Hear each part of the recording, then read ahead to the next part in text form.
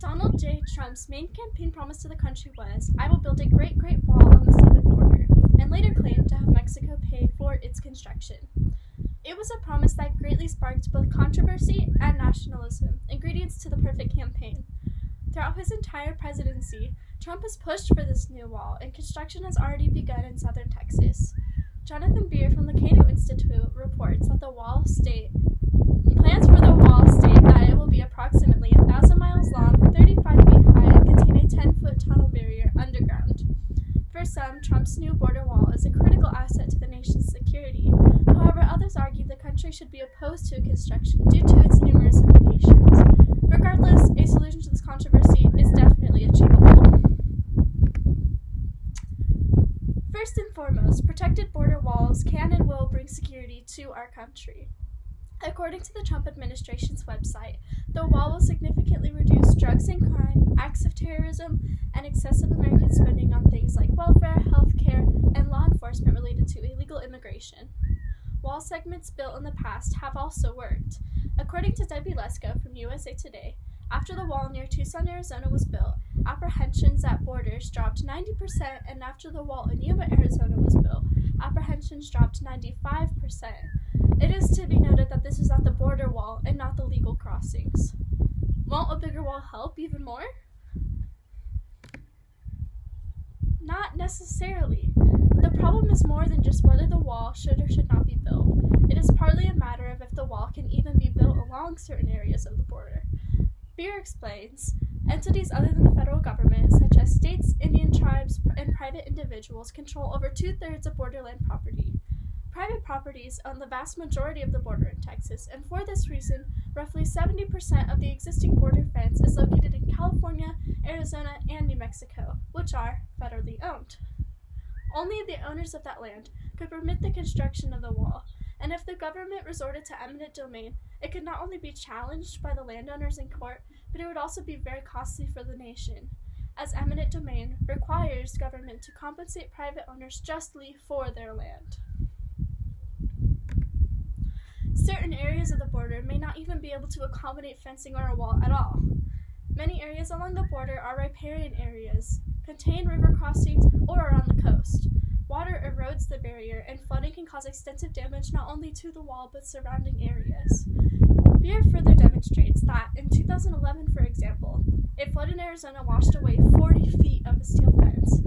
Even if barriers contain panels or holes in them to allow water to pass through, debris can cause a dam-like blockage leading to flooding and destructive ecological disturbances. Flooding in cities can cause billions of dollars of damage.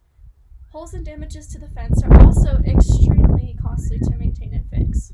One of Trump's main arguments for the wall is to stop illegal drugs from entering the U.S. He is right about the majority of narcotics coming in through Mexico. However, the majority of drugs are actually smuggled in through the federal border checkpoints, not over the existing walls. According to the U.S. Customs and Border Protection statistics, 90% of heroin seized along the border, 88% of cocaine, 87% of methamphetamine, and 80% of fentanyl in the first 11 months of the 2018 fiscal year were caught trying to be smuggled in at legal crossing points, again, not over the wall. This fact proves that building a taller wall will not reduce the amount of drugs flowing into the U.S. from Mexico. Trump also claims that the wall will reduce taxpayers' costs, such as things like healthcare, welfare, and law enforcement decrease due to less illegal immigration. This may also not be very necessarily true. Construction and upkeep of this wall alone will be extremely costly. First of all, Mexico will not pay for the wall. Beer reports Mexican President Enrique Peña Nieto has said that he will refuse to pay for any portion of the wall, and back and forth became so heated in January that he canceled a meeting with Trump. Trump has also referred to the trade deficit the U.S. has with Mexico, which amounts to about $58 billion, as a way of getting Mexico to hand over money for the construction of the wall. Should Mexico refuse to pay back the debt for the wall, Trump will tax America's business with Mexico. Revenue from this tax would actually be coming from Americans purchasing Mexican-made goods, ergo making it more expensive for Americans to construct the wall. The wall is also going to cost significantly more than the Trump administration is asking for to build it. In 2018, Trump claimed the wall would cost as little as $15 billion and pay for itself. Then he followed this by saying, "I could even do it cheaper if I had to." Construction that has already begun has already topped this number, and the wall is nowhere near done. $11 billion has already been put forth for the first 576 miles on the border, when his initial plans were to complete 1,000 miles at $15 billion or cheaper. At this rate, according to the National Public Radio, Trump's border is averaging almost $20 million a mile, which does not include the cost of yearly maintenance the wall will need, which roughly equals half the cost of the wall's original price tag. The wall also has numerous alarming environmental problems associated with it. The wall will threaten and limit diverse landscapes. The southern border along California and Arizona contain the most ecologically diverse habitats in the country, including 6 separate ecoregions. Sectioning off this area with the wall will disrupt them significantly. National Geographic explains that the border wall could disconnect a third of 346 native wildlife species from 50% or more of their range that lies south of the border. That raises the risk of their survival by shrinking and isolating animal populations and limiting their ability to roam for food, water, and mates. Fencing also traps wildlife from escaping natural disasters such as fires, floods, and heat waves, all very common for this area. Construction of the wall is also currently violating several important environmental protection acts due to executive oversight. Construction of the fence has started in national parks, namely Organ Pipe National Monument in southern Arizona. These parks are supposed to protect wildlife, not destroy it. Obviously, this is an extremely controversial issue, and national security is also very important no matter which side of the argument you are on. We are all members of this nation.